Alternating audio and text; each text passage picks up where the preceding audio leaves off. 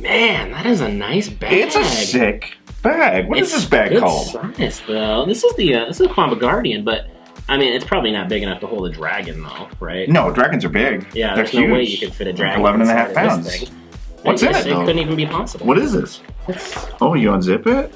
What's that? What is this? What is this? Is it Christmas? Should I pull this? Hello? It looks Carefully. like... Oh, just hooked it again. We hooked that both times now. Good on our part. Looks like this baby will hold a dragon after all. Look, the Qanba dragon was in the bag. Ladies and gentlemen, Mr. Adam Ronin, Mr. TJ Qanba, aka Boss Battle Tim, are here to bring you, finally, the definitive review on the Qanba Dragon. This was provided to us by our friend, our R24 family member, Our confidant. Eli, aka the Sama. Follow him on Twitch. The link is here. The link is below. Twitch.tv/thesama. Give him love. Does lots of retro things, some fighting game stuff. Excellent personality. Generous human being. We're very happy to have him as a member of R24. Yep, absolutely. Fantastic human being. I love him. He's a great guy. He sent us this guy here because he wanted us to get first hands on it. So this is the Wave 1 of the Qanba Dragon that was released. Now, this is not ours, so at post-review we won't have it anymore. So not to spoil too much, but I kind of wish it was. Right. Yeah. Let's just get right into it. So first of all, let's talk about the elephant in the room. The elephant being the dragon because it's so big. It's gigantic, right? So that's actually one of the first things that you're going to notice. Obviously, when even the package arrives at your front door, is they're going to hand it to you, and you're like, oh. Like, what is this? I ordered a fight stick. Yeah, this is an 11.5 pound stick, so it's not like a mini stick. Right. So, yeah, so unless you're like on one of the big boy Hori sticks, this is going to be a substantial difference from like your TE2 if you're on like a RAP 4. This could be as much as twice as much in terms of weight. That isn't always a bad thing, but we are going to talk about some caveats to that might make it a little bit cumbersome to have a stick that's so large right out of the gate. So we just want to be very forthcoming with the fact that this is 11.6 pounds and 20 inches across and a foot deep. But we're going to get started with the things that you're touching the most. The buttons. And the stick. So Qanba in the past, on some of their other sticks, they have used their own proprietary buttons that they create. So like if you were to order like a drone or a carbon, those come with Qanba buttons, Qanba stick. These guys went with pretty much the smart choice because it's what you were going to do anyways, Sanwa. Right. So everybody upgrades to Sanwa. They're like one of probably the top company in terms of aftermarket parts. You go to Focus Attack, you order all your fancy colored buttons. They installed them for us, and they matched the aesthetics to the stick, and that includes the new metallic ball top. It's not metal. It's not. Yeah, it's not an actual steel ball or anything like that. It should be cool though. But it is like a really cool chrome reflective. And it comes with a square gate out of the box. You could of course change that if you wanted to for those Octagate players like myself. We had a comment on the review the other day from somebody who's completely new to Fight 6. He's like, we answer comments. Yes, we do. And he's like, I wish you guys would have explained what quad gate and octogate mean. And so just if you're brand new to sticks, let me just lay it out for you because I don't want you to be misinformed. It's as it sounds. Your gate is what the stick moves around in. So basically the stick moves on this one in a square pattern. So you can go all the way down into the corners.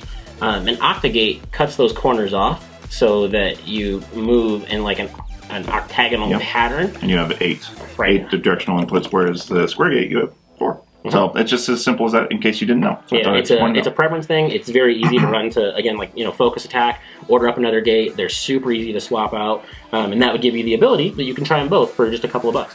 And the wonderful thing about this stick, and we'll get to this more, but it's easy to change these things. But, one of the best rules I ever heard with this was, somebody's like, what kind of fight stick should I get? And they're like, if it's loaded with Sanwas, you're good to go. That's really the deal here.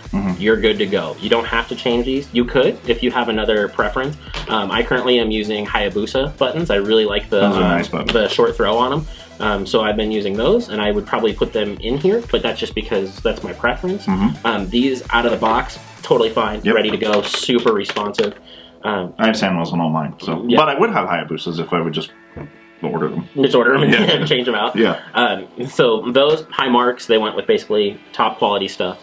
As this is a high priced item, I would expect nothing less across the board than basically whatever the finest items could be put into this guy are. Now, you already know this is a $320 stick with text, maybe more if you're in a different country.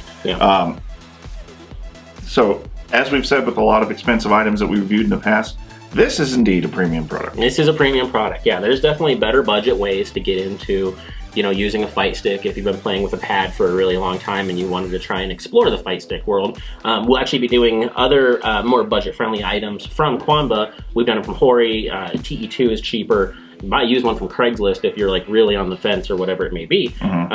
This is definitely, I'm guaranteeing if you're buying this, you probably already own a couple of fight sticks. Yeah, this is definitely probably not going to be your first fight stick. Right. And I wouldn't, you know, I'm not saying, we'll get into our opinion on it, but I wouldn't recommend this as your first fight stick. Like, it's big, you want to get into it and do something, you just want to get your feelings first on what and you truthfully, like. the first one you get, you're probably going to disassemble and reassemble 100 times and you're going to gut it. You don't really have to do that with this one. I think basically out of the box, they intended this to be a perfect item. And they came pretty darn close. Like I said, we'll talk about that. One of the other enhanced features is they put the LEDs at the top. Yeah, these are comes fun. with some different LED modes.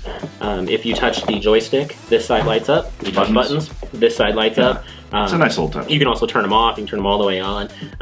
Just a really cool little touch that's not, it's not distracting to the eye. Right? No, Some LEDs, they're not super bright, but they're like, oh, I can't look down. I can't see. When we first started playing with that, I didn't even notice it until Tim was like, "Oh, look!" And Yeah, I was like, super "Oh, subtle. shit." But definitely very cool. Just kind of out of the box little touch there. Adds to the flair of the way that they've created the design on this. So as we go over the top piece, all of your buttons are really kind of in this little self-contained area up here. So if you're in tournament, you really shouldn't have any chance of accidentally bumping a button, resetting yourself, losing a round due to it. It does include like your standard turbo. I've still never used a turbo feature on any of my fight sticks. I've never even used one on a controller back in the 90s. I did for Dragon Warrior. That was like 1989. It's like, why is that still a thing that you put on stuff? Share options. You can go from PS4, PS3, and to PC. PC, yep. There's no question there, and if it works on PC, it does indeed. Absolutely. Now, this guy was not tested on PC, but I mean, this was done on, you know, KOF, BlazBlue, Skullgirls, Guilty Gear, Street Fighter, Marvel 3. Performed amazing across every single platform. Do we have details on the PCB board here?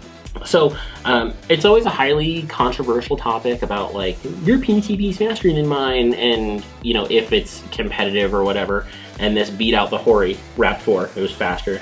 It was a hair slower than the TE2 Plus, which the TE2 Plus is highly regarded as, like, the top fight stick in terms of PCB speed currently, like, out of the gate for, like, a store-bought stick.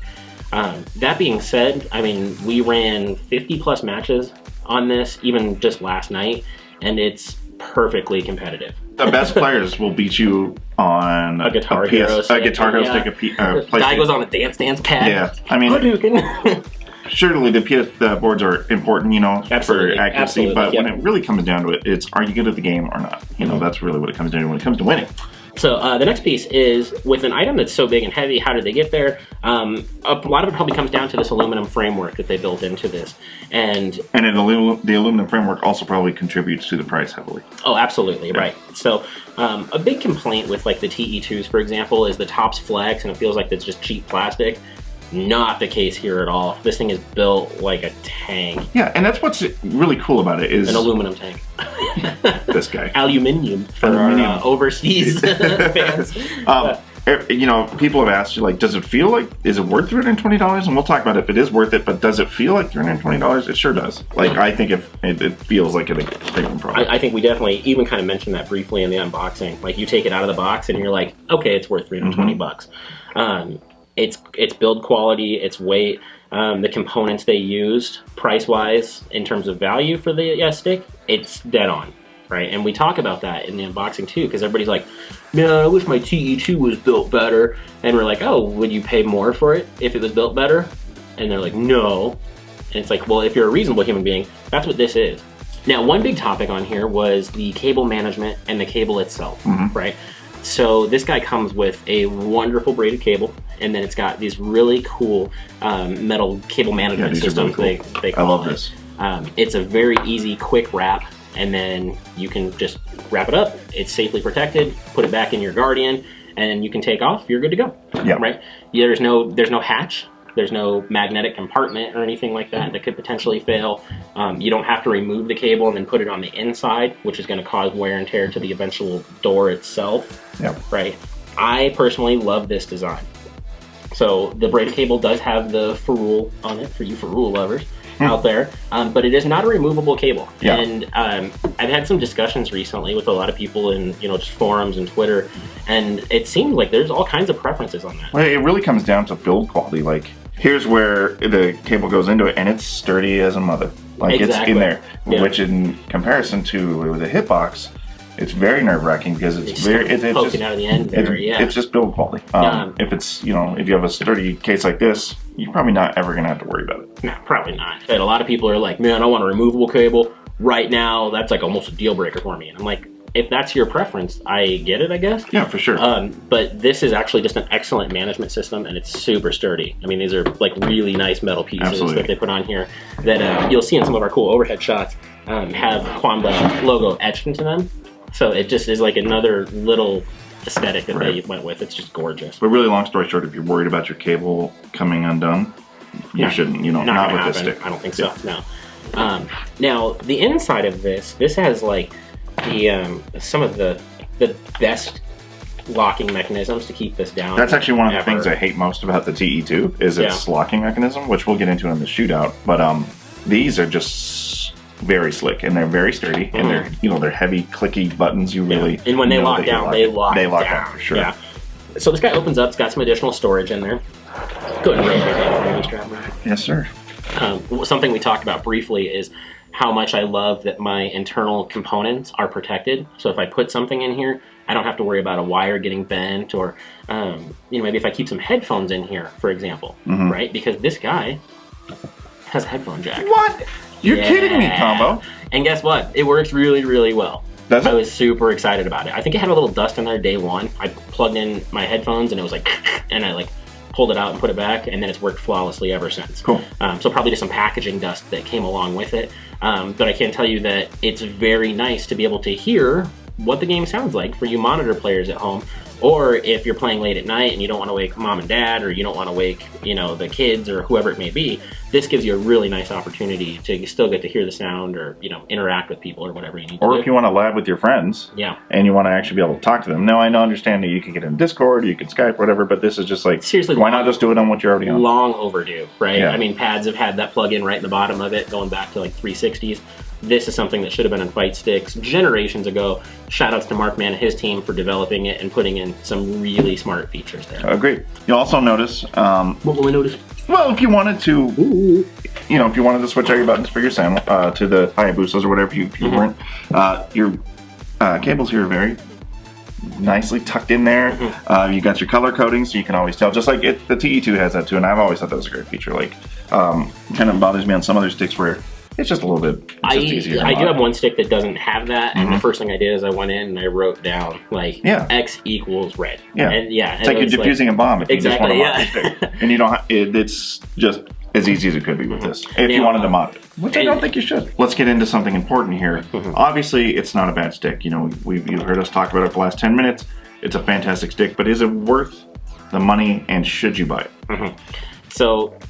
Here's the thing about this. I would personally love to have a Qanba Dragon in my own arsenal. If I did, it would be a home stick.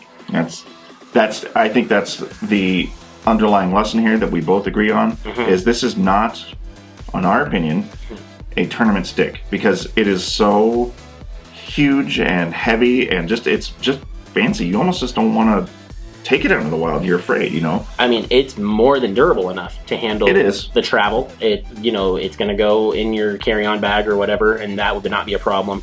The downside is sometimes when you're at a tournament for a really long period of time, you've got your backpack on or whatever, it kind of wears you down. Like, you have to find a seat, you get tired. And I know 2016, you can't get seats. I know, exactly. And I know somebody out there is going to be like, bro, learn to stand up. Trust me, I'm a big enough guy. I can walk around with 12 pounds on my back. Right? Yeah. But what I'm saying is there's going to be somebody out there that's like, man, this is just a lot to it's going to feel almost like a burden to them to carry. So for me, I would still use my TE2 in tournament, but I would be more than happy to have this guy at home that I would come home to. This is a great addition if you're a stick collector. I know a lot of you out there just buy sticks because you never own just one, right? Yeah, you never own just one. It's definitely, you should have it. But would I take it to a tournament with me? No, I would not. It would stay at home, and I would play on it at home. It would stay in its one spot, and I would clean it all the time, and take care of it. And it's definitely nice enough that like your friends come over and they're like, "Hey, can I play?" And you're like, "Yeah, you can use that Hori in the corner." Exactly. Like this one's mine. $320 is a big pill to swallow, but if you're already spending sometimes $250 on the TE2 Plus when those first launched, it's really not that big of a step to just go into that. And allow me to tell you a little side story about that, something that people don't typically consider. My Hori Wrap 4 is currently a $225 stick. Really? It is. And why is that, you ask? Why? Because we don't typically just leave them stock. Right? So my $150 stick is actually a $220 stick with everything that I put into it.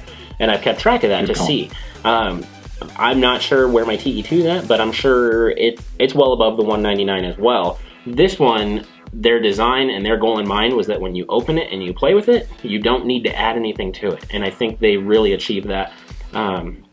For me, I'd probably put like a red ball top on here because it would match these cool lights. Yeah. And I've got red ball tops on all my sticks. Yeah, that's cool.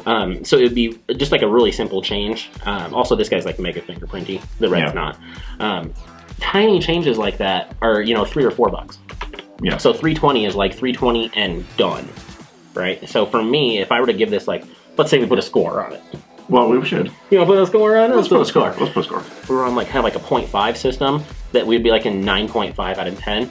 And that was just due to the weight of it being a bit much for tournament play. Yeah. In our opinion, right? So if I'm to score it, I'm scoring it based on it being a home stick, something for a collection, something that you're very proud of owning. It's definitely, I'm going to go down to 9 just because it is so big and a lot of you aren't just, I'm going to have a home stick. A lot of you are going to spend money on a stick and you're going to take it with you everywhere you go. And I think the weight will be cumbersome for you. So, the weight is a big issue and the price is a big issue too, especially if you're uninformed and you're like, oh, that's a cool looking stick, I'm going to buy that as my first stick. Okay. I don't recommend it for that. So I give it probably a 9 out of 10. Sweet. Yeah, I mean, it's something I will own eventually. I know that for sure. One of my big fears when this first came out was that it's such an expensive stick that I thought there'd be maybe like some younger generation getting into fighting games and I have to have that. I can't be competitive without it. Not true in the slightest, right? Get into fight sticks, and like I said, there's budget-friendly options across the board from Hori. We've got a ton of Qanba reviews coming up. So far, we've been impressed with those. There is no reason that you would lose to somebody because they have this and you're even on a pad. Absolutely. It all comes down to talent. So don't think that this is going to, this isn't going to make you a better player, right? That comes from you and your fingertips. But this is a gorgeous stick. Yeah. The other thing, and we've touched on it before, but if you are a huge modder and you love to mod your sticks and you do this and then you like your Frankenstein creations, this is not the stick for you. It can be modded, but you just don't want to do that. It just ruins the integrity of the stick. There's not a whole lot of room for just placeable art on here without doing some other things to it. Yeah. And then, of course, then it just takes away what makes it so expensive to begin with. Truthfully, I think they finally created a piece of actual art. I've talked about this before. Yeah. Like, I get a little sick of the old fight stick art where your character's on the left and there's some swirls and fire or whatever on the right. It's cool to have something that's sleek, a little bit different, actually has like that cool technology design to it. Yeah. Right. Absolutely. So I think Qanba knocked it out of the park with this one. I'm sad to return it to the Sama. Yeah. Thank you again. And we will. What do you want to know? Yeah, I think we touched on a lot of stuff, but anything you want to know, the comments are right there below you. Twitters are right here. Absolutely, they are. And we are responsive to those in the comments, very much so. And if you like this video, please like. And what should they do? They should subscribe. They should click the subscribe button. And they should come back for the other reviews that are later on, right? Crazy. Yeah. Guys, come. Ronin. Out.